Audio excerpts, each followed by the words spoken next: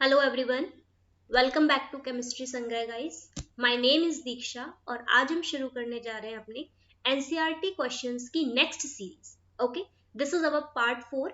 इससे पहले वाले आप सीरीज में देखोगे हम जितने भी प्रीवियस क्वेश्चंस हैं वो सब कर चुके हैं एनसीईआरटी के, और आज हम शुरू करेंगे अपना लास्ट पार्ट एनसीईआरटी क्वेश्चन का, सॉल्यूशन का, यूनिट्स का नहीं, सारे यूनिट्स का नहीं, सॉल्यूशन का। ओके, तो लास्ट तक वीडियो को देखिए। I hope this will be very helpful to you and just it is very helpful for scoring the 100% marks in your chemistry. So आइए शुरू करते हैं अपना पहला क्वेश्चन, मींस 31 नंबर क्वेश्चन।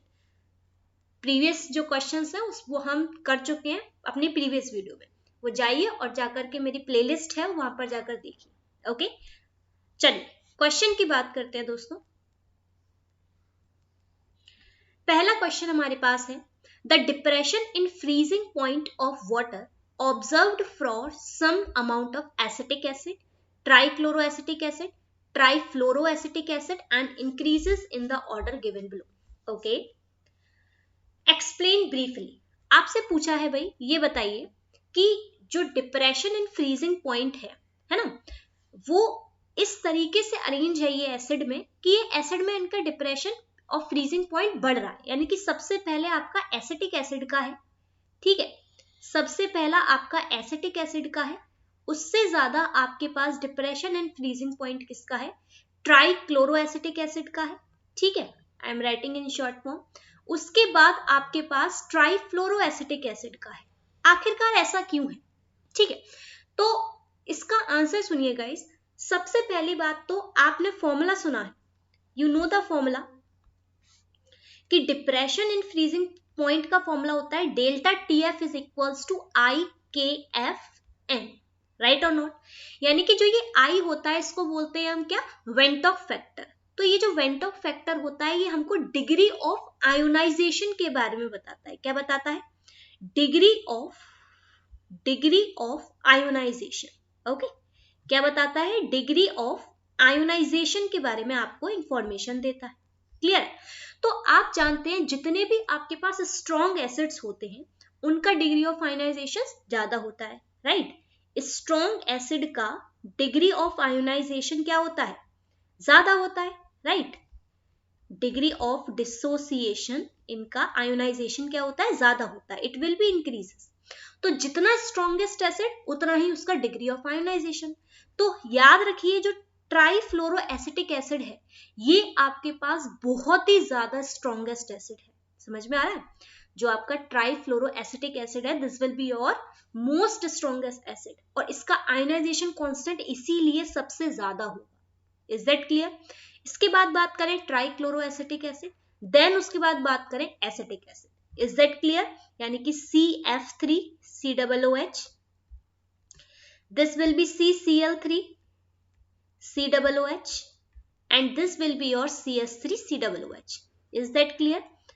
तो आपको पता है फ्लोरीन लगने से एसिडिटी बढ़ जाती है, तो इसीलिए ये इसका एसिडिक नेचर सबसे ज्यादा होगा, और जितना एसिडिक होगा उतना ही आपके क्या होगा, डिग्री ऑफ आयनाइजेशन उसका उतना ही ज्यादा होगा। Is that clear? It can easily break, okay, जिस वजह से इसकी आई की वैल्यू क्या हो जाएगी, ज्यादा हो जाएगी, और जितना आई उतना ही उसका डिप्रेशन एंड फ्रीजिंग पॉइंट। ऐसा क्यों? क्योंकि ये इसके डायरेक्टली प्रोपोर्शनल है।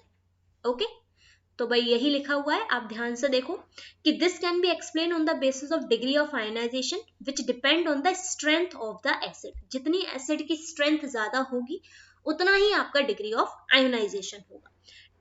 ट्राइफ्लोरोएसिटिक acid is more acidic than the trichloroacetic acid which is more acidic than the acidic acid, इसीलिए इनका क्या है, इस तरीके से ये अरेंज है।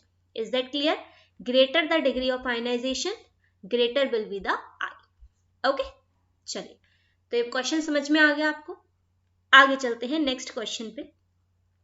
नेक्स्ट क्वेश्चन क्या है दोस्तों, calculate the sorry depression in freezing point. आपको depression in freezing point calculate करना है, means you have to find the delta TF. Okay, आपको क्या फाइंड करना है, डेल्टा टीएफ फाइंड करना है freezing point of water when 10 gram of this, यानी कि मास ऑफ सॉल्यूट दिया है आपको, वेट ऑफ सॉल्यूट दिया है, दिस विल बी योर 10 ग्राम।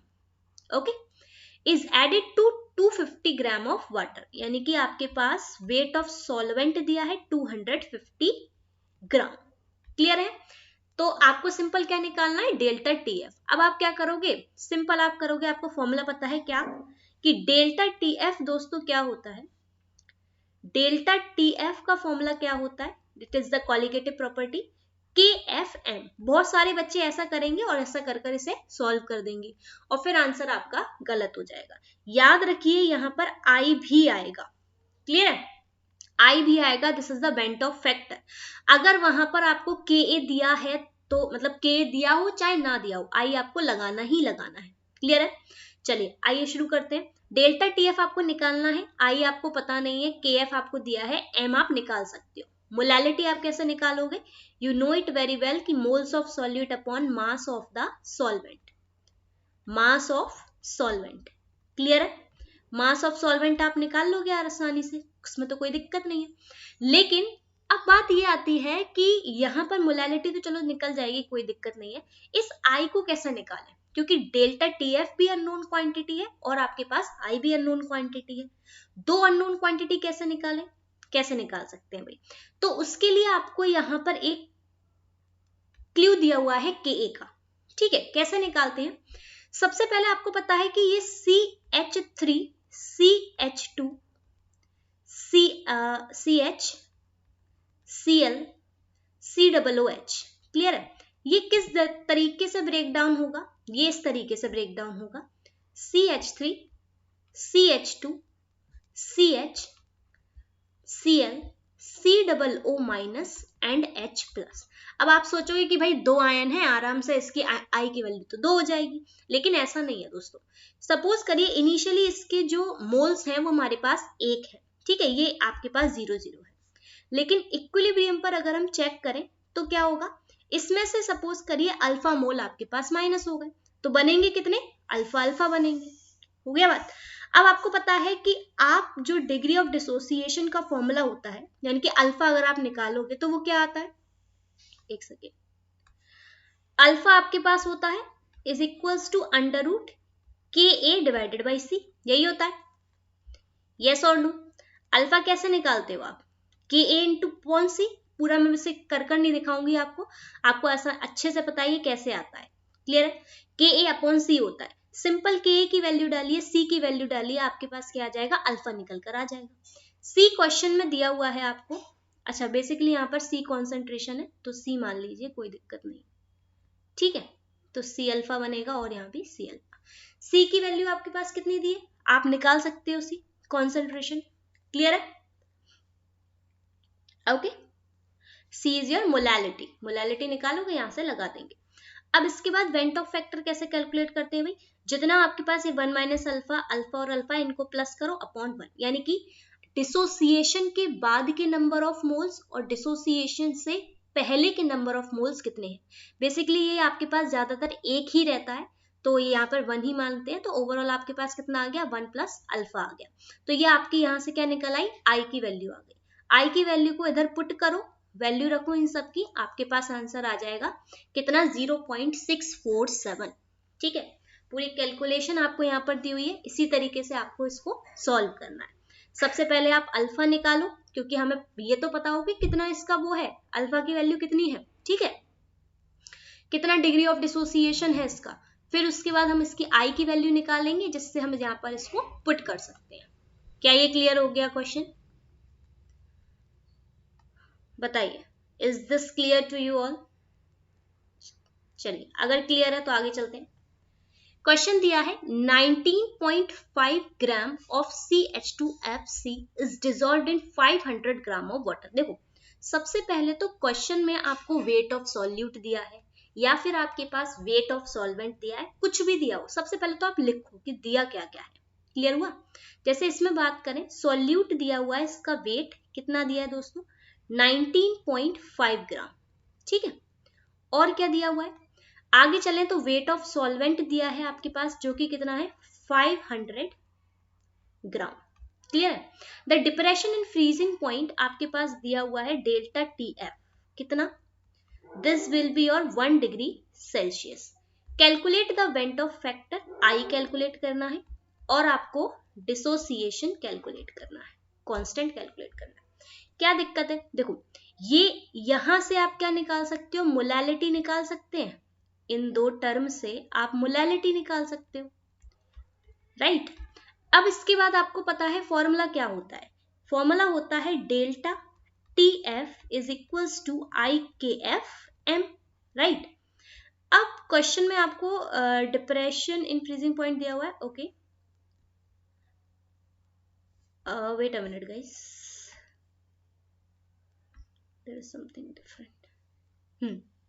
देखो मोलैलिटी आप निकालोगे तो ये आपके पास कितनी आएगी, 0.50 आएगी, ठीक है। अब देखो जरा एक चीज मैं आपको बताना चाहती हूँ, आप कहोगे यहाँ पे कि मैम आई की वैल्यू भी नहीं दी, अब क्या करें। तो एक चीज यहाँ नोटिस करो, यहाँ आपके पास लिखा है ऑब्जर्व्ड, है ना। तो जब भी ऑब्जर्व्ड लिखा हो और आई कैलकुलेट करने का तरीका क्या होता है, दिस इज योर ट्रिक, कि आपको ऑब्जर्व्ड अपॉन कैलकुलेटेड करना होता है। अगर वहां आपके पास लिख कर दे दिया कि ये ऑब्जर्व्ड है ना, अगर ये नहीं लिख के दिया है, कि कुछ भी नहीं लिख के दिया तो कोई दिक्कत नहीं है, लेकिन वहां ऑब्जर्व्ड लिख कर दे दिया, इसका मतलब आपको आई यहां से निकालना पड़ेगा, दिस पॉइंट, इस पॉइंट से आपको आई निकालना पड़ेगा, समझ में आ गया। इस पॉइंट से ऑब्जर्व्ड अपॉन कैलकुलेटेड, कैलकुलेटेड क्या होगा, जो आपने यहाँ पे मोलैलिटी कैलकुलेट की हुई है, क्लियर है, जो आपकी यहाँ पर आपने जो कैलकुलेट किया है डेल्टा TF वो यहाँ आएगा, बाकी जो ऑब्जर्व्ड फ्रीजिंग पॉइंट है वो आपको ऊपर रखना पड़ेगा, तो यहाँ से वेंट ऑफ फैक्टर आपके पास निकल कर आ जाएगा, क्लियर हो गया।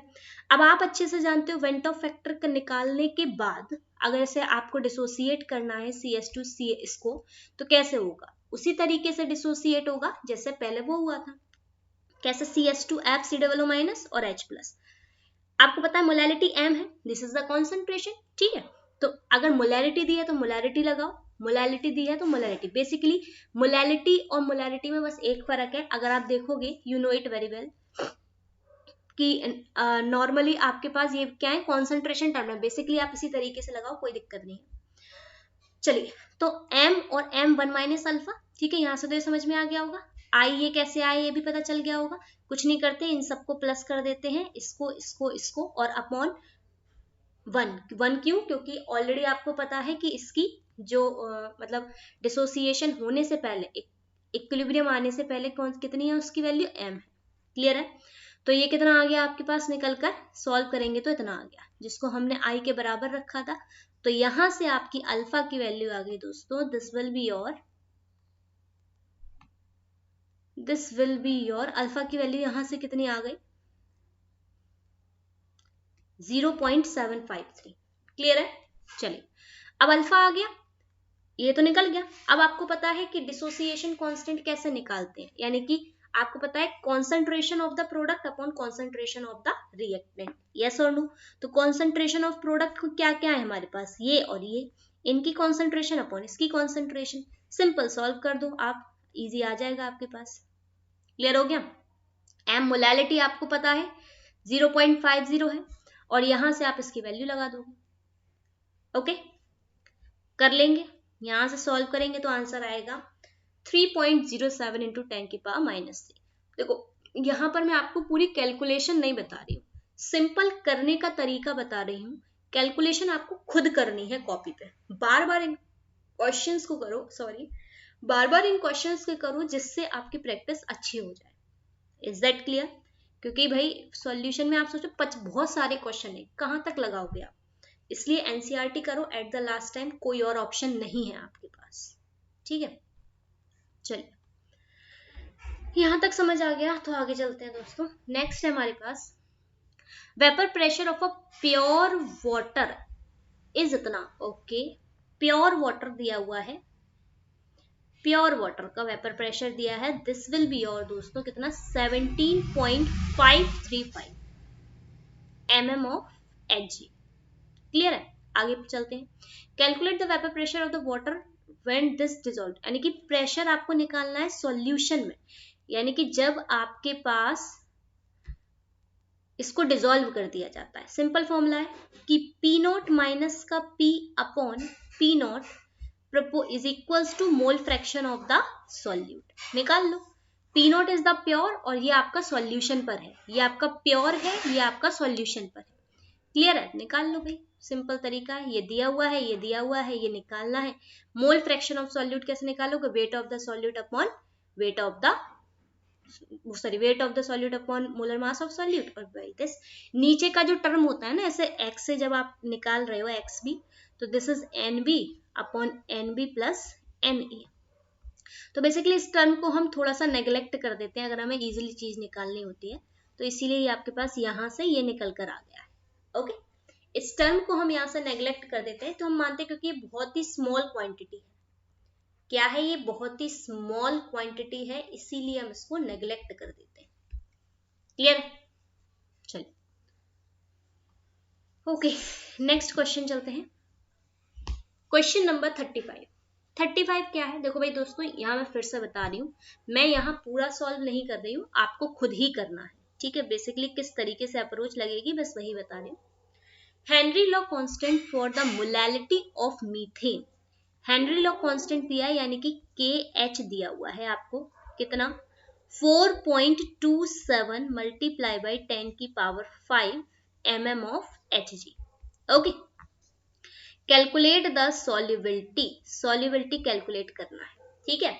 और आपके पास क्या दिया हुआ है? प्रेशर दिया हुआ है, एक मिनट, हाँ, प्रेशर दिया हुआ है आपके पास 760 mm of Hg, mm of Hg। कैसे करोगे? अब आप सोचोगे कि हेनरी लॉ तो मैम क्या होता है कि प्रेशर आपका डायरेक्टली प्रोपोर्शनल होता है मोल फ्रैक्शन की, राइट? प्रेशर आपका डायरेक्टली प्रोपोर्शनल होता है मोल फ्रैक्शन की, और यहां से आप जो हटाते हो तो हेनरी कांस्टेंट आता है और मोल फ्रैक्शन आता है ना? अब आप कहोगे कि हम इसको कैसे करें मैम, राइट? ये तो हमें समझ में नहीं आ रहा है, राइट? अब क्योंकि यहाँ पर हमारे पास प्रेशर है, आपको सॉल्युबिलिटी कैलकुलेट करनी है, सॉल्युबिलिटी का तो कोई रिलेशन ही नहीं है, किस तरीके से किया जाए? क्लियर है? अच्छा, ये नहीं पता तो आपको ये तो पता है कि प्रेशर जो होता है, जितना प्रेशर होता है उतना ही मास डिसॉल्व होता है। बेसिकली प्रेशर आपका सॉल्युबिलिटी के डायरेक्टली प्रोपोर्शनल होता है, राइट? कहने का मतलब तो हेनरी का यही था ना, तो यहां से प्रेशर और सॉल्युबिलिटी रिलेट कर जाते हैं और यहां पर हेनरी कांस्टेंट आ जाता है। क्लियर? तो प्रेशर आपको 760 दिया है, हेनरी कांस्टेंट दिया है 4.27 इंटू 10 की पावर 5, और सॉल्युबिलिटी आपको निकालनी है। सॉल्व कर दो, यहां से आपके पास सॉल्युबिलिटी निकल कर आ जाएगी। क्लियर है? तो कोई दिक्कत नहीं है। ओके, चलिए नेक्स्ट क्वेश्चन करेंगे, तो आपके पास ये निकल कर आ जाएगा 1.78 इंटू 10 की पावर माइनस का 3। ओके, तो नेक्स्ट क्वेश्चन क्या है? 100 ग्राम ऑफ लिक्विड ए, एक लिक्विड ए है, ठीक है, was dissolve in 1000 gram of liquid B. Okay, एक 100 ग्राम लिक्विड को 1000 ग्राम लिक्विड बी में डिजोल्व किया है। द वेपर, चलो लिख लेते हैं, मतलब बहुत सारी कंफ्यूजन है। लिक्विड ए, पहले लिक्विड ए के बारे में लिखते हैं, कितना है? 100 ग्राम है, और जिसको डिसॉल्व किया है 1000 ग्राम लिक्विड बी में, 1000 ग्राम लिक्विड बी में। क्लियर है? The vapour pressure of pure liquid B was found to be, यानी कि लिक्विड बी का जो वेपर प्रेशर है, प्योर वेपर प्रेशर, वो कितना पाया गया है? दिस विल बी 500 टॉर, ठीक है, 500 टॉर है। Calculate the vapour pressure of pure liquid A, आपको इसका प्योर वेपर प्रेशर फाइंड करना है, ठीक है, and also it's vapour pressure in the solution. अच्छा, इफ टोटल वेपर, और इसका vapour pressure and it's vapour pressure in the solution, इसका प्योर लिक्विड का वेपर प्रेशर तो फाइंड करना ही है, ठीक है। दूसरी बात, इसके जो आपको सॉल्यूशन में भी इसका वेपर प्रेशर फाइंड करना है, ठीक है। ये तो एक तो प्योर फाइंड करना है और इसका एक सॉल्यूशन में भी फाइंड करना है, दोनों फाइंड करने हैं, दो चीज। क्लियर है?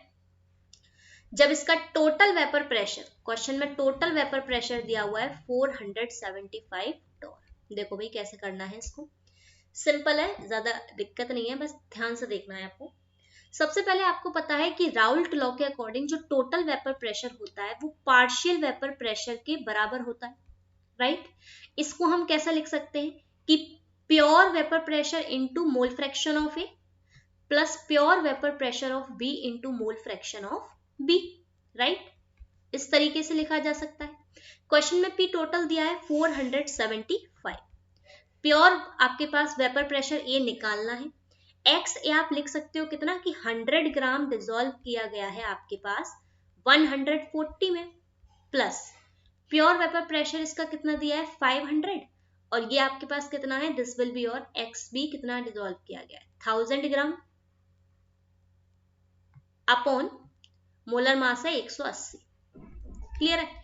यहां से सॉल्व करोगे तो पी ए आपके पास निकल कर आ जाएगा, this will be the pure vapour pressure. क्या है आपके पास प्योर वेपर प्रेशर है। क्लियर है। अब सुनो, ये तो प्योर वेपर प्रेशर हो गया, लेकिन इसके बाद आपको निकालना है वेपर प्रेशर सॉल्यूशन में, ठीक है। सॉल्यूशन में भी वेपर प्रेशर निकालना है। अब सॉल्यूशन में आप वेपर प्रेशर कैसे निकालोगे, पहले तो ये समझ में आ गया। अब सॉल्यूशन में कैसे निकालोगे, देखो यहां तक आप करोगे सॉल्व, वही तरीका लगाया, ये आ गया।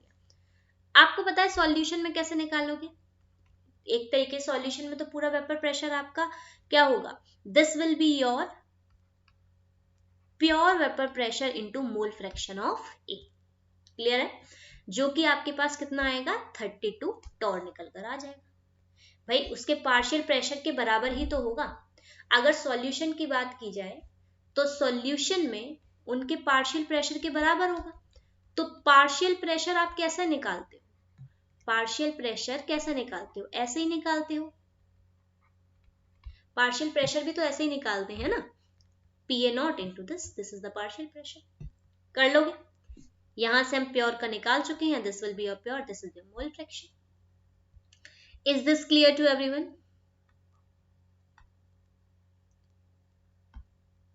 ओके, अगर क्लियर है तो नेक्स्ट क्वेश्चन पे चलते हैं। क्वेश्चन नंबर 38 हमसे क्या कह रहा है, benzene and toluene form an ideal solution over entire range of composition. Okay, आगे चलते हैं। The vapour pressure of pure benzene, pure benzene का वेपर प्रेशर दिया है, ठीक है, यानी कि इसे ए मान लेते हैं। इसका वेपर प्रेशर हमको कितना दिया हुआ है, दिस इज योर 50.71। कितना दिया हुआ है 50.71। Similarly pure vapour pressure of B कितना दिया हुआ है 32.06। क्लियर है, 32.06। क्या इसमें कोई दिक्कत, यहां तक समझ में आई चीजें? ओके, आपको बताना है, अच्छा एक बेंजीन है एक टोल्यूइन है, this is your benzene and this is your toluene. Okay, तो आपको बताना है calculate the mole fraction of benzene. Mole fraction of benzene आपको कैलकुलेट करना है in vapour phase. Okay, if 80 gram of benzene is dissolved इन इतने gram of toluene. ठीक है, इसका 80 ग्राम है, इसका 100 ग्राम है। कैसे करोगे भाई दोस्तों, बताओ। हाँ देखिए, सबसे पहले तो इनके मोल फ्रैक्शन निकाल लिए हमने। मोल फ्रैक्शन ये निकल आया इसका, और मोल फ्रैक्शन हमारे पास निकल आया किसका, टोल्यूइन का। क्लियर, ये मोल फ्रैक्शन तो निकाल लोगे आप, इसमें तो कोई दिक्कत नहीं है। अब देखो जरा, आपको ये पता है, एक सेकंड, यहां तो हमने इसके मोल फ्रैक्शन और इसका मोल फ्रैक्शन निकाल लिया। अब आपको ये बात अच्छे से पता है कि हमारे पास जो पार्शियल वेपर प्रेशर होता है वो उसके प्योर वेपर प्रेशर इनटू उसके मोल फ्रैक्शन होता है। तो इसका हमने पार्शियल प्रेशर निकाल लिया। सिमिलरली हमने इसका भी पार्शियल प्रेशर निकाल लिया। एक मिनट रुक जाओ, ठीक है। सिमिलरली हमने इसका भी पार्शियल प्रेशर निकाल लिया, दोनों के पार्शियल प्रेशर निकाल लिया। क्लियर है। अब टोटल वेपर प्रेशर कितना होता है, दोनों के पार्शियल वेपर प्रेशर को प्लस कर दो। एक्चुअली में क्या होता है, जैसे आपको निकालना क्या है, वेपर फेज में इसका वो निकालना है, प्रेशर निकालना है, pressure in the vapour phase, right. Pressure in vapour phase निकालना है आपको।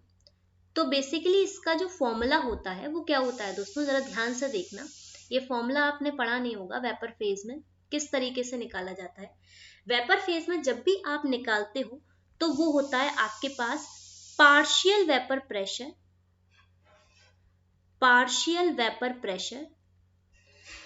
of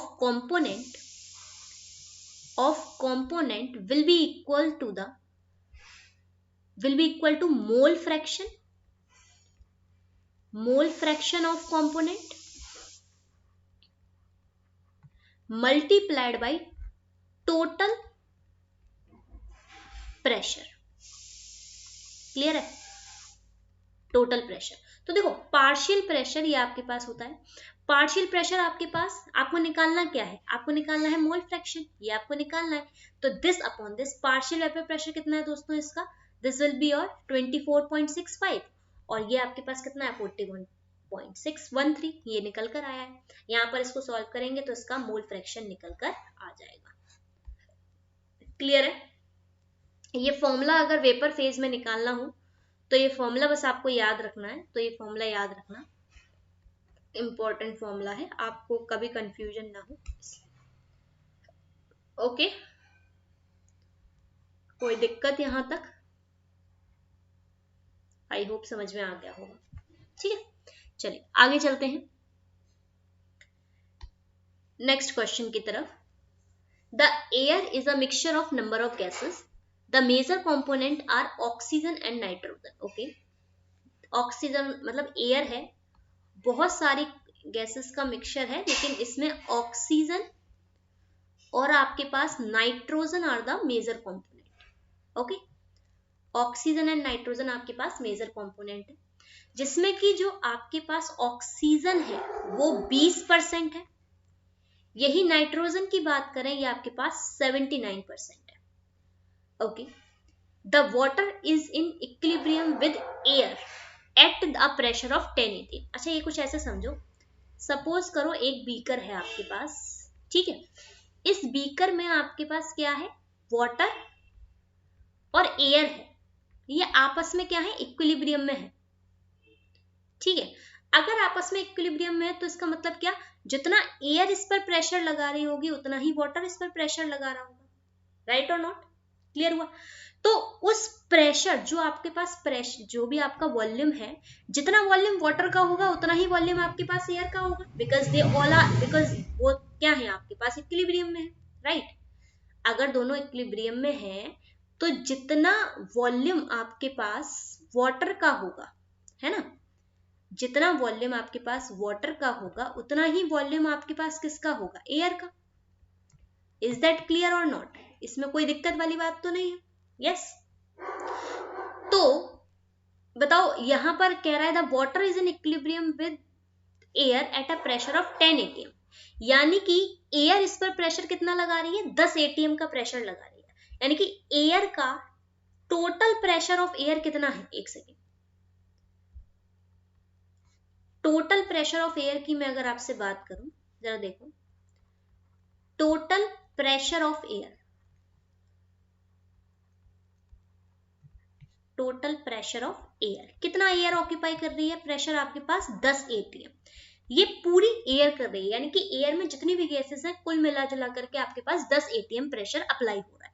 लेकिन मैं आपसे बात करूं भाई, इनका पार्शियल प्रेशर निकालो। पार्शियल प्रेशर मतलब कि ऑक्सीजन कितना कर रही है और नाइट्रोजन, क्योंकि टोटल में से अगर ऑक्सीजन का सिर्फ निकालेंगे तो वो उसका पार्शियल प्रेशर होगा। तो ऑक्सीजन कितना ऑक्यूपाई कर रही है दोस्तों, दिस विल बी योर 20%। तो 20% ऑफ 10 निकाल लो, 10 atm, तो ये आपके पास ऑक्सीजन का निकल आएगा।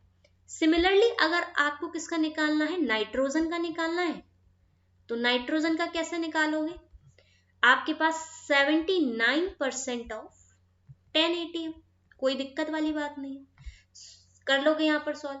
तो इस यहाँ पर आपके पार्शियल प्रेशर निकल आएगा, पार्शियल प्रेशर आपके पास नाइट्रोजन का निकल आएगा, सिमिलरली आपके पास पार्शियल प्रेशर ऑक्सीजन का निकल आएगा, कोई दिक्कत नहीं है इसमें, पार्शियल प्रेशर निकल आए। ठीक है, मोल फ्रैक्शन आप निकाल सकते हो, कुछ दिया है इसमें, ऐसा इसमें कुछ दिया नहीं हुआ। अच्छा ओके, देखो ये दिया हुआ है आपके पास, पार्शियल प्रेशर निकल करके आ गए। क्लियर है? पार्शियल प्रेशर निकल आया है, हेनरी लॉ कांस्टेंट आपके पास दिया हुआ है। क्वेश्चन में देखो, पढ़ो आगे कि हेनरी लॉ कांस्टेंट दिया है नाइट्रोजन के लिए और ऑक्सीजन के लिए। कॉम्पोजिशन निकालनी है, यानी कि आपके पास मोल फ्रैक्शन निकालना है। दोनों को निकाल लो फॉर्मूला लगाकर। ठीक है, पार्शियल प्रेशर लगाओगे इसका KH N2, यहाँ पर O2 नहीं है, यहाँ पर N2 है। क्लियर है? सही कर लेना, यहाँ पर N2 है। Okay, this will be your N2। Okay, और सिमिलरली X2 का निकालना। क्या ये बात समझ में आ गई? चल फिर आगे चलते हैं। कोई भी अगर क्वेरी हो तो प्लीज कमेंट बॉक्स में आप लिखो कि मैम ये पार्ट यहाँ पर आपने जो किया है वो सॉल्व करने में समझ में नहीं आया है। ठीक है, तो मैं आपको बताऊंगी। अगर आपकी कोई भी क्वेरी है please just tell me at the comment box में बताना मुझे क्या दिक्कत है आपको। ठीक है, चलिए आगे चलते हैं। नेक्स्ट क्वेश्चन दिया है, determine the amount of CaCl2। आपको अमाउंट बताना है CaCl2 का। ओके, यानी कि वेट बताना है, weight of CaCl2 you have to tell।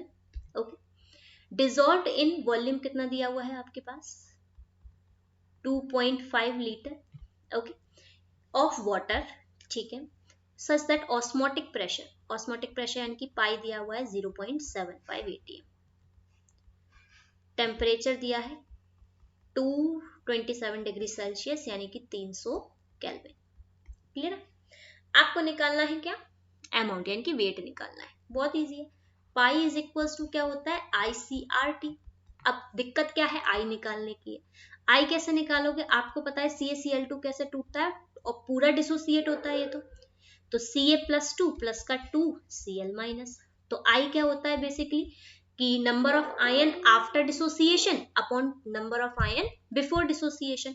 तो आफ्टर डिसोसिएट होने के बाद कितने आयन है आपके पास, यहाँ कुछ नहीं है तो 1 है, यानी कि 3 और अपॉन 1 दिस विल बी 3। क्योंकि ये आपके पास कंप्लीटली डिसोसिएट होता है तो इसमें इतनी सोचने वाली बात नहीं होती है। जो बहुत वीक एसिड होते हैं उनमें आपको आई कैलकुलेट करना पड़ता है बाई 1 माइनस अल्फा अल्फा, इस तरीके से सॉल्व कर। ठीक है, तो बेसिकली ये 3 आ गया। कॉन्सेंट्रेशन क्या होता है, N/V। ठीक है, N/V होता है इंटू R, आपको पता है, लगा लोगे R की वैल्यू। टेम्परेचर आपको पता है, सिंपल सी बात है, कर लो अब इसे सॉल्व। कैसे करोगे, अच्छा पाई की वैल्यू भी दी आपको कितनी, 0.75 रख लीजिए। N क्या होता है, molar mass upon weight, sorry weight upon molar mass. Calculate कर लो, कैलकुलेट करोगे तो आपके पास कितना आएगा दोस्तों, देयर इज समथिंग डिफरेंट क्या, एक सेकंड रुक जाओ। अच्छा, इसमें आई की वैल्यू दी हुई है तो आपको निकालने की जरूरत नहीं है। ओके,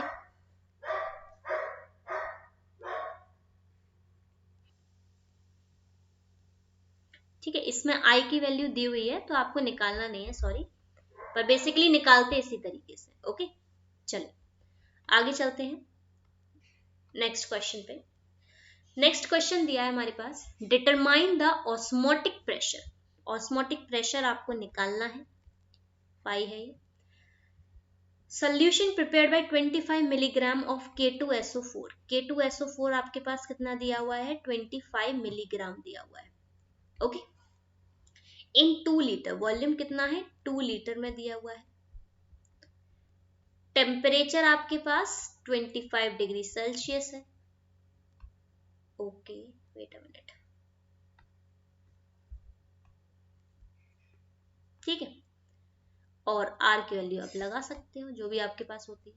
ठीक है, यहाँ से सॉल्व कर दो, 0.082 लगेगी। अच्छा ऐसा क्यों, देखो 0.082 क्यों लगेगी, बिकॉज यू नो दैट कि लीटर एटमॉस्फेयर में है। ठीक है, लीटर एटमॉस्फेयर में R की जो वैल्यू होती है दोस्तों वो कितनी होती है, 0.0821 होती है। ठीक है, समझ में आ गया। तो ये आपको याद रखनी है बात, लीटर एटमॉस्फेयर पर केल्विन जो भी है, क्योंकि ये जो R की वैल्यू है इनको किस तरीके से लगाना है अगर आपको नहीं पता तो जाकर देखिए, मेरी प्लेलिस्ट में पड़ा हुआ है आपके पास यूनिट कन्वर्जन का बहुत ही बेहतरीन वीडियो, और इसकी इंफॉर्मेशन लिंक मैंने आपको ऊपर आई बटन में दिया हुआ है, चेक करना भाई। बहुत ही कम टाइम में मैंने उस चीज को अच्छे से समझाया है, सारे यूनिट कन्वर्जन आपके पास उसमें दिए हुए हैं। ठीक है, चलिए आइए से करते हैं क्वेश्चन को। कंप्लीटली डिसोसिएटेड है तो pi is equals to ICRT। I की वैल्यू कितनी हो जाएगी, 3 हो जाएगी। ऐसा क्यों, क्योंकि K2SO4 दोस्तों कैसे टूटेगा, 2K प्लस का SO4 2 माइनस, तो आई की वैल्यू कितनी हो गई 3/1, this will be equals to 3। Okay, see आप निकाल लोगे N/V करके, ठीक है। पाई आपको दिया हुआ है शायद, अच्छा ये तो निकालना है।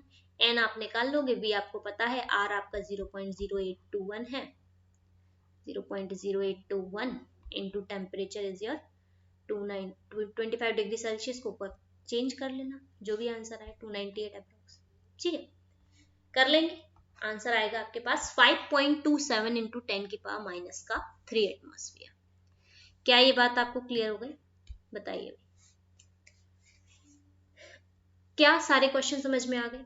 अगर आपको किसी भी क्वेश्चन में कोई भी क्वेरी हो, जो भी क्वेरी है अपनी कमेंट बॉक्स में डालिए, और प्लीज जब share and subscribe my channel, ठीक है।